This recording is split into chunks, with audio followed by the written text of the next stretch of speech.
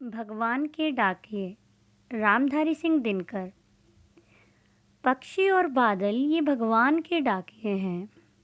कवि रामधारी सिंह दिनकर ने पक्षियों और बादलों को भगवान के डाकिए कहा है, क्योंकि पक्षी और बादल बिना किसी भेदभाव के भगवान के प्रेम, सद्भाव और एकता के संदेश को एक देश से दूसरे देश भेजते हैं, यानी हम सब तक भगवान का संदेश पहुंचाते हैं।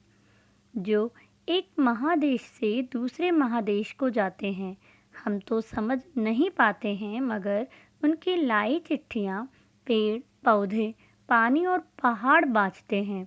बाँचना अर्थात पढ़ना। चिट्ठियों को पढ़ने के लिए उसमें लिखी गई भाषा का जानना जरूरी होता है, तभी हम उसमें लिखे गए अर्थ या भाव को समझ पाते हैं।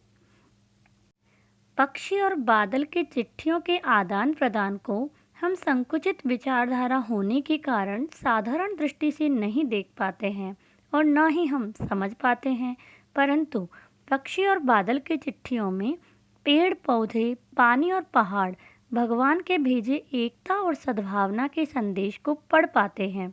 इसका प्रमाण है, पेड़ पौधे समान भाव से अपने फल फूल व सुगंध को बांटते हैं, तो पहाड़, नदियाँ आदि भी लोगों से समानता का व्यवहार करते हैं, कभी भेदभाव नहीं करते। हम तो केवल यह आंकते हैं, आंकना अनुमान लगाना, कि एक देश की धरती दूसरे देश को सुगंध भेजती है, अर्थात एक देश की धरती अपनी सुगंध व प्यार को पक्षियों के माध्यम से दूसरे देश भेजकर सद्भावना का संदेश भेजती है। और वह सौरभ हवा में तैरते हुए पक्षियों की पंखों पर तैरता है। सौरभ सुगंध, अर्थात धरती अपने फूलों की सुगंध को हवा से और पानी को बादलों के रूप में भेजती है। हवा में उड़ते हुए पक्षियों के पंखों पर प्रेम प्यार की सुगंध तैरकर दूसरे देश तक पहुंच जाती है। इस प्रकार एक देश की धरती दूसरे देश को प्रेम, सौहार्द और आपसी सद्भाव रूपी संदेश की सुगंध भेजती है। और एक देश का भाप दूसरे देश में पानी बनकर गिरता है, अर्थात प्रकृति किसी के साथ भेदभाव नहीं करती। यह भौगोलिक सीमाएं, बंधन तो हम मनुष्य द्वारा बनाए गए हैं, परंतु प्रकृति इन मानव निर्मित भौगोलिक बंधनों को स्वीकार नहीं करती।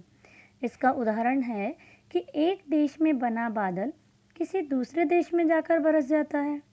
इस प्रकार प्रकृति निष्पक्ष है और हमें भी प्रकृति से सीख लेकर भेदभाव रहित आचरण करना चाहिए। जिस प्रकार डाकिये संदेश लाने का काम करते हैं, उसी प्रकार पक्षी और बादल भगवान का संदेश हम तक पहुंचाते हैं। उनके लाए संदेश को हम भले ही ना पढ़ पाएं, ना समझ पाएं, पर पेड़ पौधे, पानी और पहाड़ उसे भली प्रकार पढ़ समझ लेते हैं। जिस तरह बादल और पक्षी दूसरे देश में जाकर भी भेदभाव नहीं करते, हमें भी उसी प्रकार संकीर्ण विचारधारा का त्याग कर भेदभाव रहित आचरण करना चाहिए। यह कविता हमें यही सीख देती है।